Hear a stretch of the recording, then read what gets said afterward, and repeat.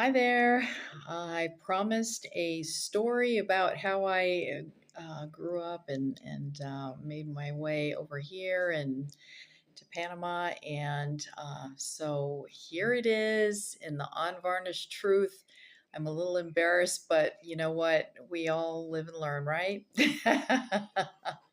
So I grew up in a large family. Well, it would be considered large now. Back then, it wasn't really so much. It was seven children, but you have to understand that all around us in the '60s when I was born, all around us there were families that had 13, 14 children. So our family was large, but not that large.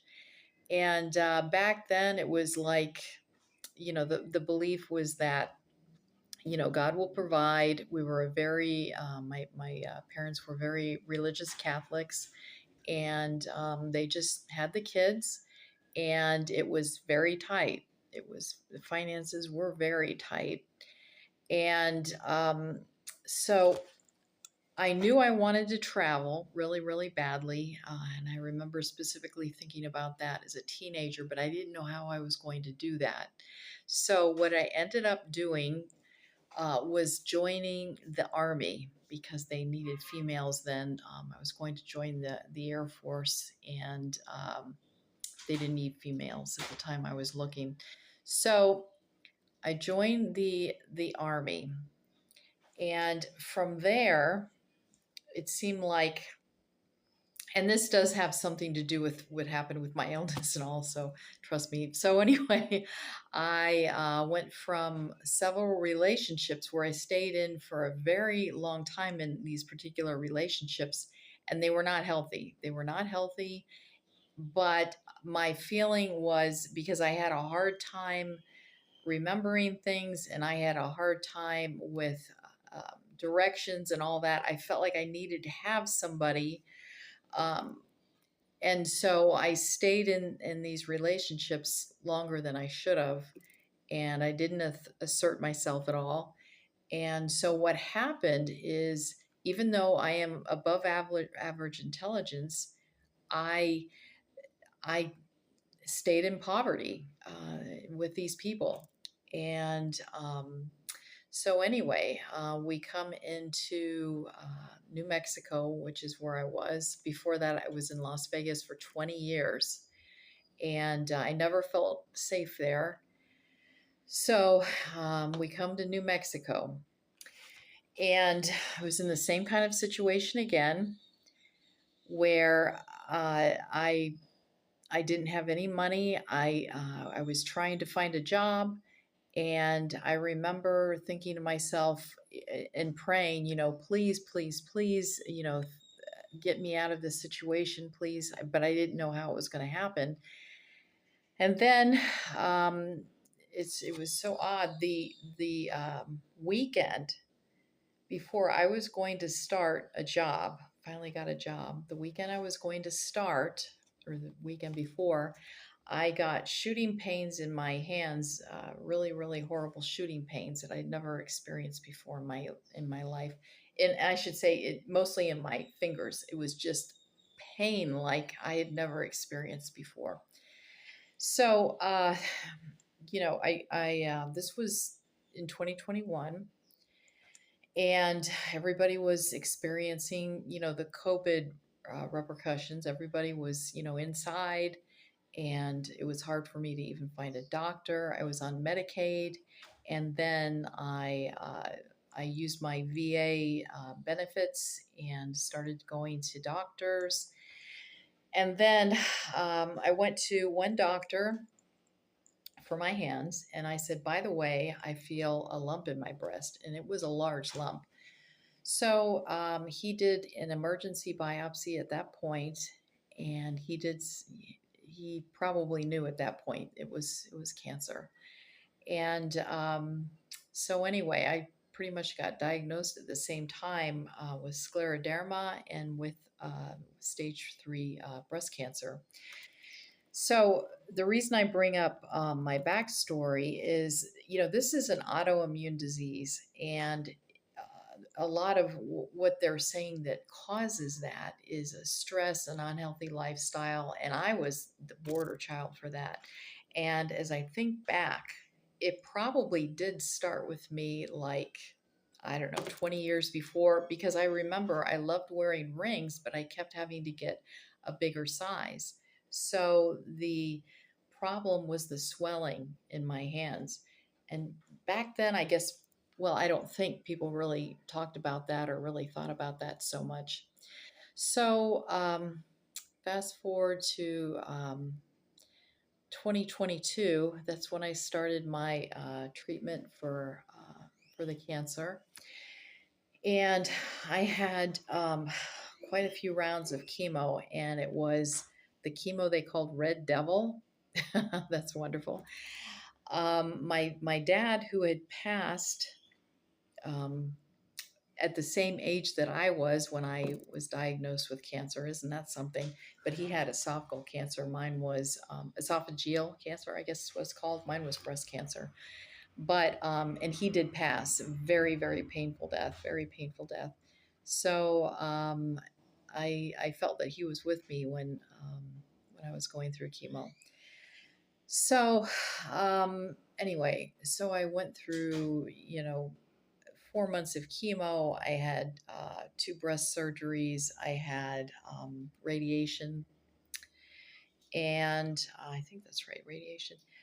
And so it gets to be 2023, and I just thought I have to get out of this situation because it's making me sick. So so then I I felt like I needed to let go. I needed to finally say to myself, I don't need to have a person with me. I can do this by myself. I don't know how I'm going to do it, but I can do this by myself. So thankfully, I mean, I was getting my Social Security, and I am a vet.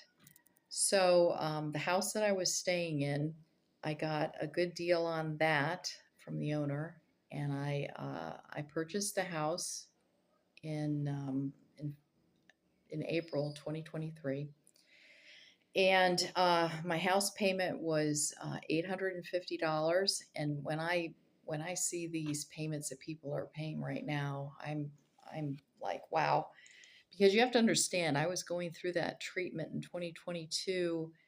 Um, I was sleeping the whole year. I mean, I don't know how some of these people are going to work. I really don't. There was no way I could do it. I literally would get back from chemotherapy and I would be so wiped out, I would sleep for hours. Plus, my my mouth was so dry. I was miserable. It was anyway. I'm going to go into depth on my other channel about the cancer treatment and whatnot. That deserves more of a going into. But anyway, yeah. And the point of this is to talk about the story here. So that was in 2023. I purchased the house, and I volunteered at a zoo to show people around. And basically, I felt very happy. Believe it or not, I did. I felt very happy, and I think it might have been all the thoughts and prayers for my family and friends, and I had a lot of support that way. My family sent me probably 7 or 8 pairs of pajamas and all kinds of other care packages. It was wonderful. Yeah, they were in Florida, and I was in New Mexico. So uh, anyway, so I felt like I let go. And then one day, my one of my neighbors told me that she knew somebody that I could meet that seemed like a pretty good match. So I met Brian, my husband. I met him, and it was an instant connection. And I I remember us constantly saying, "This is so odd. This is just so odd how fast this is happening." And the other thing that was very odd was, and I'm bringing this up, I think with what's happening in the world right now, all these odd occurrences, I don't think it's just something I went through. I think a lot of people, and I'd love to hear your stories, but I think a lot of people have gone through some very odd things, things falling away and then just coming back together. Anyway, so we dated and dated and dated, and like within the first 2 weeks, we started talking about wouldn't that be wonderful to live in another country. Both of us didn't have children, and we thought, well, why not? So we started researching, and one day he said, well, where do you think? And I said, I think Panama would be a pretty cool place, because I kept seeing that Panama came up in all the lists that went around for expats. So what we decided was to go to Panama and to check it out, to drive around and see what we thought. So that's what we did. Now, my first impression of Panama was it felt like it was a throwback to the 1970s in Florida. And of course, I was born and raised in Florida, so I was used to the humidity and all that. But it was like I went back in time. And I was very impressed with the food. It was wonderful. The people were very nice. And I was reading all about the different microclimates in Panama. Panama is not that big, um, and there's not that many people here. I mean, comparatively, but there's all of these little microclimates all over the country, and so we tried Panama City first, and I found that very, very warm, and I wasn't liking that. I mean, it was very similar to Florida. Of course, you get the rain and all that. So we started looking at mountain towns, and I was very pleasantly surprised at how much cooler it was with the higher elevation. I thought that was very nice. And the towns were smaller, which I really liked too. And they still had, the great restaurants and, grocery stores and all that. And I thought, wow, okay. So, anyway, so we went back to the United States, and in, let's see, in March of 2024, I sold my house. I sold, well, I gave away everything. I gave away everything, or I sold a few things, but not a lot. And Brian was in the process of selling his house as well. Now, he didn't actually sell it until February of the following year, of this year, in 2026. So let's see. Yeah, I hope I said that right. 2025 is when I sold my house. And so it got to be June of 2025, and we were raring to go. It was extremely stressful, getting rid of everything, because what we wanted to do was take those really, really big suitcases. We each had two, and that was basically it. I mean, a little backpack and stuff, but that was basically what we were going to bring to Panama. And so we put everything that we really wanted, and I really cut down on all. I mean, I tend to really love clothes and jewelry and all. So I gave away probably 95% of my jewelry. The clothes I gave away, oh, so many clothes. But I thought, you know what? Those are just things. And if this is going to give me what I want, it's worth it to me. So we did. We fit everything in those suitcases. Oh boy, it was like we'd try and put them in the suitcases. It wouldn't all fit. That we'd have to go in there again and take out more stuff. And then, but it worked. It finally worked. So we got to Panama, and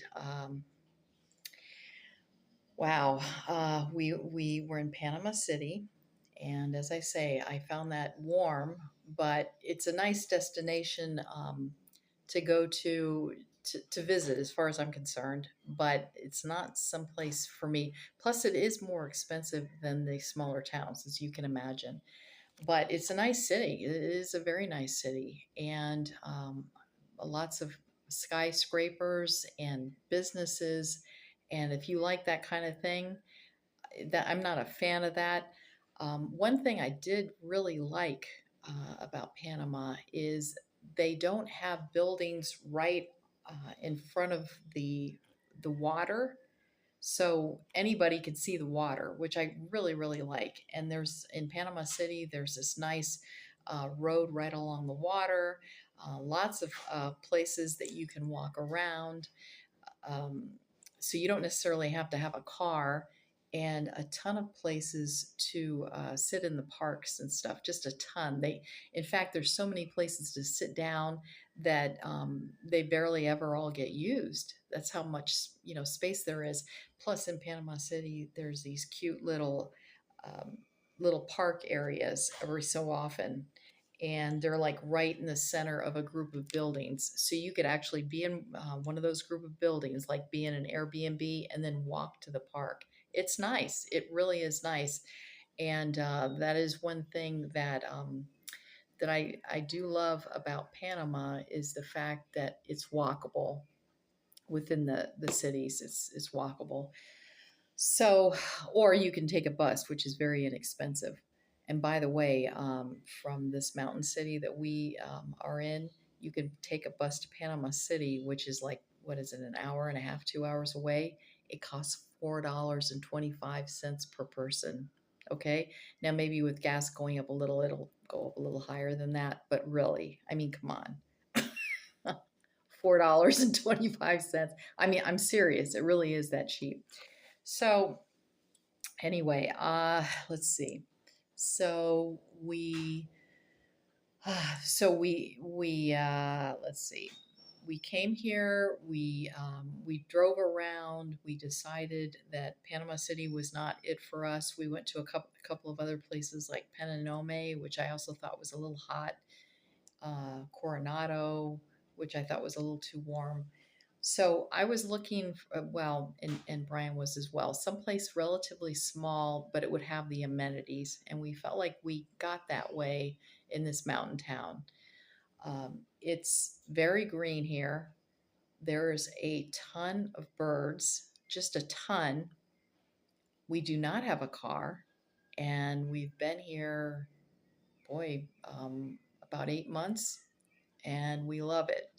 Our neighbors are very nice, and they, especially since we've been here, longer and longer, and we say, hola, which is hello, buenas, buenas, buenas, that's another greeting. So what I feel like is really important if you decide to come to a place like this is don't just think of it as an affordable place to go to leave the United States, because you'll leave then eventually, because this will frustrate you, because you want to learn the language at least a little bit, some of the words and whatnot.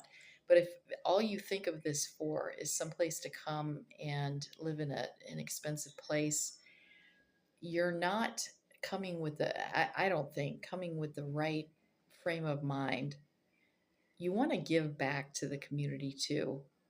So, like this particular community, and I know in other places in Panama, for instance, the expats have dog and cat neutering clinics, and they all volunteer. And Brian and I volunteered.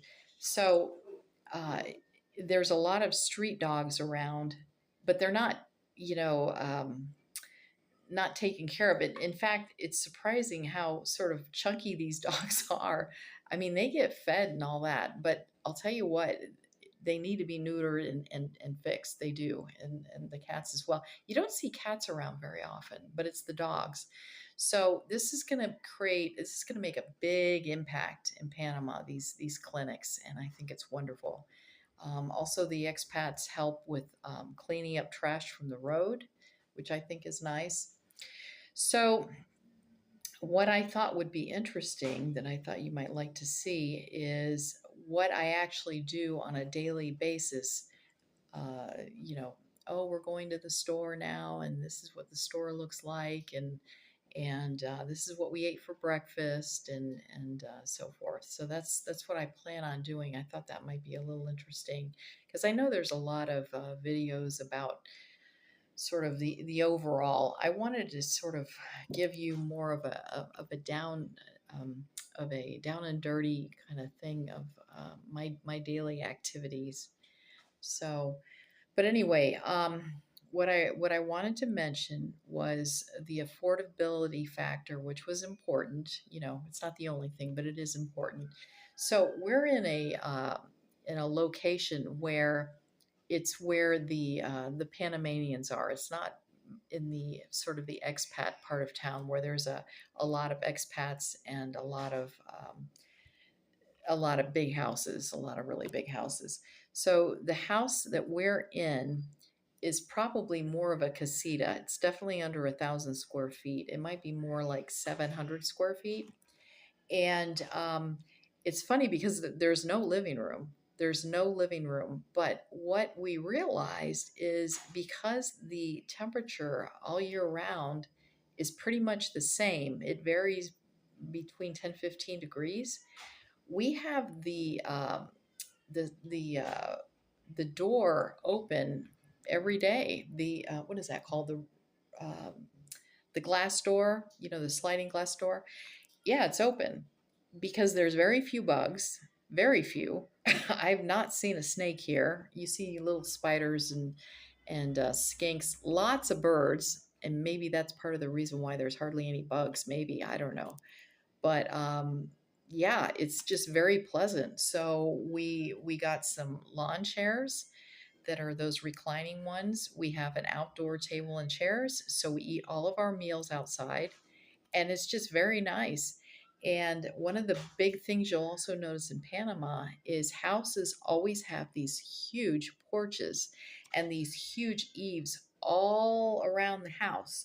So even though it's like raining, especially in a certain part of the year, it's like raining almost daily, you will have these overhangs over a pathway to the back of the house and all around the house. And then you will have huge porches. I mean, I know you see maybe porches that are like pretty good size. No, these are big. These are big porches, and so we actually have two locations for us to sit, and it's really relaxing when it's raining out to just sit and watch the rain and just enjoy it. And the other thing about rain here is there's a specific name for this fine kind of mist that comes down. It's very, very faint rain.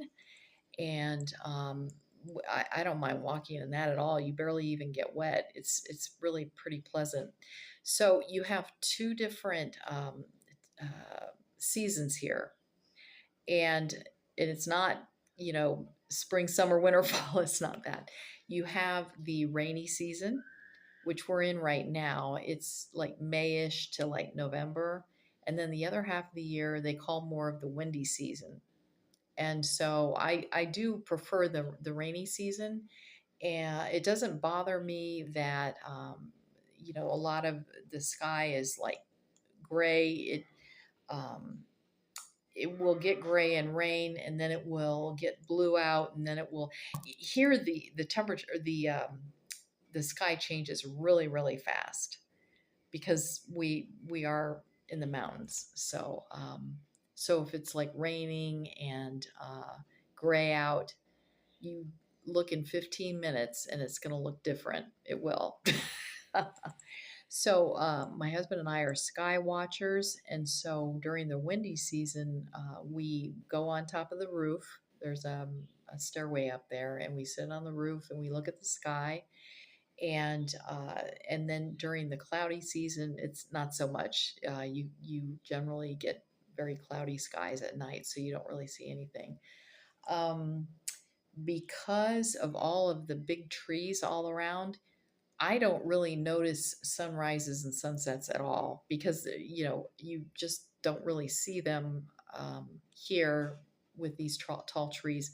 Now, if you happen to live in an area that's even higher, yeah, you could probably see the sunrise and sunset, but not where we are.